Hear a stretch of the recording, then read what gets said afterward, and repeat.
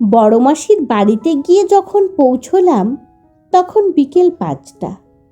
আমার বন্ধু অতীশ, ওরই নিজের বড় মাসি, সেই সূত্রেই আমিও বড় মাসি বলেই ডাকি। আগে থেকেই ঠিক হয়েছিল শিলিগুড়িতে অতীশের মাসির বাড়িতে একদিন কাটিয়ে পরের দিন আমরা দার্জিলিং চলে যাব। যাওয়ার আগে অতীশ অবশ্য বারবার বলেছিল বড় মাসির বাড়ি এবারে না গেলে খুব রাগ করবে, অনেক দিন যায়নি, তাই যেতেই হবে। কিন্তু অতীশের মুখে ওর বড় মাসির গল্প অনেক শুনেছি। অতীশ প্রায়ই বলতো বড় মাসির মতো মানুষ হয় না। মনে মনে একটা সুপ্ত ইচ্ছে ছিলই মানুষটাকে দেখার। মাসির বাড়িতে পৌঁছনোর পর থেকেই সে যে কি ভীষণ রকমের আপ্যায়ন বলে বোঝাতে পারবো না। বাড়িতে আছে বলতে মাসি, মেসোমশাই, মাসির ছেলে আর ছেলের বউ। সন্ধে থেকে হই হুল্লোড় করেই কাটছিল বেশ। তবে সব থেকে বেশি ভালো লেগেছিল মাসিমণির সাথে বৌমার সুন্দর বন্ধুত্ব দেখে।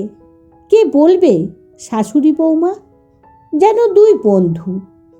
আজকাল অনেকেই ভাবে শাশুড়ি মানেই খারাপ, কিন্তু এই শাশুড়ি বৌমাকে না দেখলে কেউ বুঝতেই পারবে না পরস্পরের প্রতি এদের কি ভালোবাসা।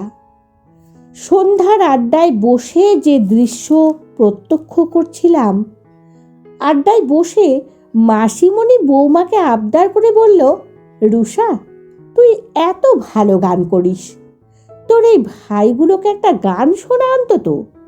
কলকাতা থেকে ওরা এসেছে, ওরা বাড়ি ফিরে গিয়ে খুব প্রশংসা করবে তোর। রুষা বলল, গাইব, তবে ডুয়েট, তুমি আর আমি। রাজি তো?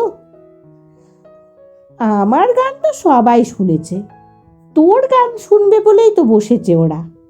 বেশ তো, আমি তো শোনাতে রাজি। ওই গানটা তাহলে হয়ে যাক, মামির গান। দেখলাম এদিক থেকে তবলা নিয়ে এসে হাজির মেসোমশাই। বললেন, আমি বা বসে থাকি কেন, আর চলো বাজাই। রুষা বলল, এই গানটায় তবলা বাজালে ভালো লাগবে না, তুমি অন্য গানে বাজাবে। বেশ সুন্দর একটা পরিবার মিলে মিশে তৈরি করেছে এক ভালোবাসার পাঠশালা। মুগ্ধ হচ্ছিলাম এই নিবিড় বন্ধন দেখে। গান বাজনা আবৃত্তি নিয়ে এক উৎসব মুখর সন্ধে যেন। অতীশের মুখে ওর বড় মাসির গল্প যে আগে শুনেছিলাম সেটা যেন মিলে যাচ্ছিল হুবহু। এতটাই খোলা মনের সকলে, সেটা সামনে থেকে না দেখলে বুঝতেই পারতাম না। কেন জানি না, খুব নিজের মনে হচ্ছিল ওদের। পরকে আপন করার ক্ষমতা মাসিমণির আছে। ভালোবাসা পেলে কে আর আপন ভাববে না বলুন তো?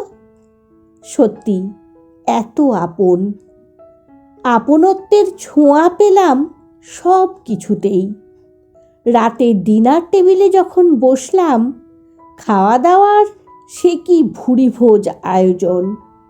চিকেনের 2 রকম রেসিপি, সঙ্গে মাটন। অতীশ তো বলেই বসলো, মাসি, এত কিছু খাইয়ে মারবে নাকি আমাদের? কাল সকালে দার্জিলিং যাওয়ার প্ল্যান। মাসিমণি বলল, এই বয়সে খাবি না তো খাবি কবে? মাটন আমি বানিয়েছি, চিকেনের রেসিপি দুটো রুষা বানিয়ে নিয়ে এসেছে, ও কিন্তু ভালো রান্নাও করে। কথাটাই খটকা লাগলো একটু। বানিয়ে নিয়ে এসেছে মানে? এদিকে রুষাও খেতে বসেই সঙ্গে সঙ্গে বলে উঠল, ওহ মা, তুমিও না, তুমি শুধু আমার গুণগান করতেই ব্যস্ত। যেই আসুক না কেন তুমি সকলের সামনে শুধু প্রশংসা করো। কি যে করো না তুমি! ওদের খেতে দাও, খেয়েই না হয় বলুক। সত্যি চিকেনের রেসিপি দুটো দারুণ বানিয়েছে রুষা। সবাই প্রশংসাই করলাম রুষার হাতের রান্না খেয়ে। খাওয়া দাওয়া শেষ হতেই রুষা বলে উঠল, মা, আজ তাহলে আসি। পাশেই দাঁড়িয়েছিল শুভায়নদা। শুভায়নদা মাসিমণির ছেলে। বলল, রুষা, আর দেরি করলে হবে না, আমাদের 11:30 বাজতে যাচ্ছে, চলো তাড়াতাড়ি। দেখলাম মাসিমণিও সায় দিয়ে বলল, আড্ডা আর গল্প করতে করতে কখন যে রাত গড়িয়েছে বুঝতেই পারিনি। রুষা, টুপিটা আগে মাথায় দে তো, একটুতেই ঠান্ডা লাগে তোর। বাইকে যাবি, ঠান্ডা হাওয়া লাগলে তো সর্দি কাশি বাঁধাবি। কথাটা বলতে বলতেই রুষার মাথায় ক্যাপটা আটকে দিয়ে আমার দিকে তাকিয়ে মাসিমণি বললেন, একদম কথা শোনে না গো এই মেয়ে, এই ঠান্ডায় মাথায় কিচ্ছু বাঁধবে না। তারপর রুষা বাইকের পিছনে বসে শুভায়নদা বাইকে স্টার্ট দিতেই শুভরাত্রি বলেই বেরিয়ে গেল। পুরো ব্যাপারটা তখন আমার কাছে ধোঁয়াশা তৈরি করে দিয়ে গেল। বুঝতে পারলাম না যে কি হলো। ওরা চলে যেতেই মাসিমণি আমার ধোঁয়াশার অবসান ঘটালো। মাসিমণি নিজে থেকেই বলল, বেশি দূরে নয়, এই তো কাছেই, এখান থেকে 3 কিলোমিটার গেলে ওদের ফ্ল্যাট। জিজ্ঞেস করলাম, ওরা কি আলাদা থাকে? এ বাড়িতে থাকে না ওরা? মাসিমণি হেসে বলল, আলাদা থাকে বলবো না, আমি নিজেই আলাদা থাকতে বলেছি। আমাদের দুটো বাড়ি, এটা একটা আর একটা 2 BHK ফ্ল্যাট। বিয়ে হয়ে রুষা যেদিন এই বাড়িতে এলো, আমি রুষাকে উপহার দিয়েছিলাম একটা সোনার নোয়া আর একটা গ্যাস ওভেন। রুষা তো অবাক। শুধু রুষা নয়, আশেপাশে যারা ছিল তারা সবাই। রুষা অবাক হয়ে জিজ্ঞেস করেছিল, গ্যাস ওভেন নিয়ে কি করব? আমি তখন হেসে বললাম, বিয়ের আচার অনুষ্ঠান মিটে গেলে নিজের ঘরে চলে যাস। আমাদের আর একটা যে ফ্ল্যাট আছে, ওই ফ্ল্যাটটা আজ থেকে তোদের। ওটাই তোর নিজের ঘর, নিজের সংসার। ওখানে সব কিছু সাজিয়ে দিয়ে এসেছি, শুধু ওভেনটাই নেই, তাই ওটা দিলাম।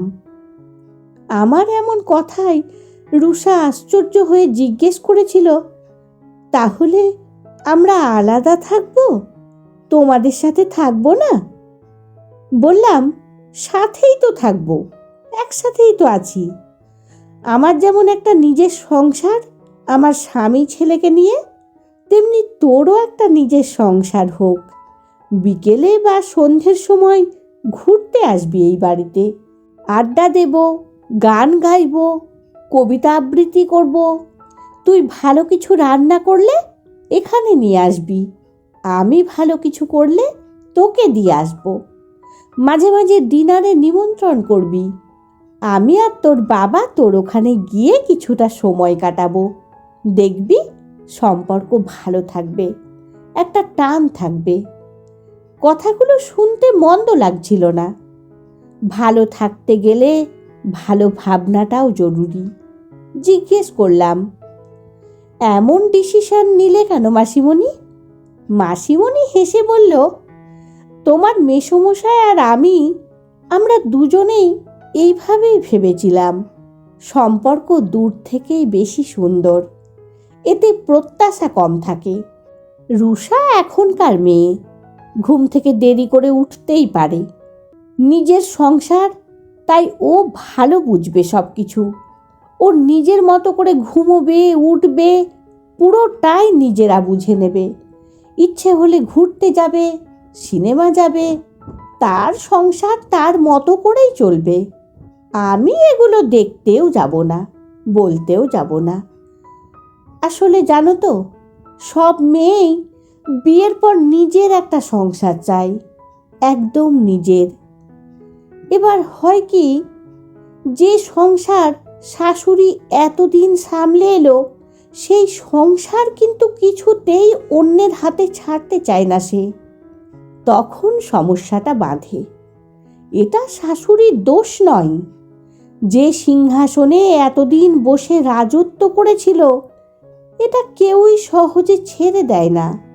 রাজা আছেন, অথচ আর এক রাজা এসে যদি সেই রাজ্যে রাজত্ব করতে চান, তাহলে তো রাজায় রাজায় যুদ্ধ হবেই। তার থেকে আলাদা রাজ্যই ভালো। সংসারে শান্তিটা বড় প্রয়োজন। আমি যে সমস্যাগুলো ফেস করেছি সেটা আমার বৌমাকে যাতে ফেস করতে না হয়, তার জন্যই এই আয়োজন। আমি চাই রুষার রাজ্যে রুষা রানী হয়ে থাকুক। কলমে সরজিৎ ঘোষ, কণ্ঠে সোনালী। আমার গল্প পাঠ যদি আপনাদের ভালো লাগে তাহলে লাইক, কমেন্ট ও শেয়ার করার অনুরোধ রইল। ধন্যবাদ।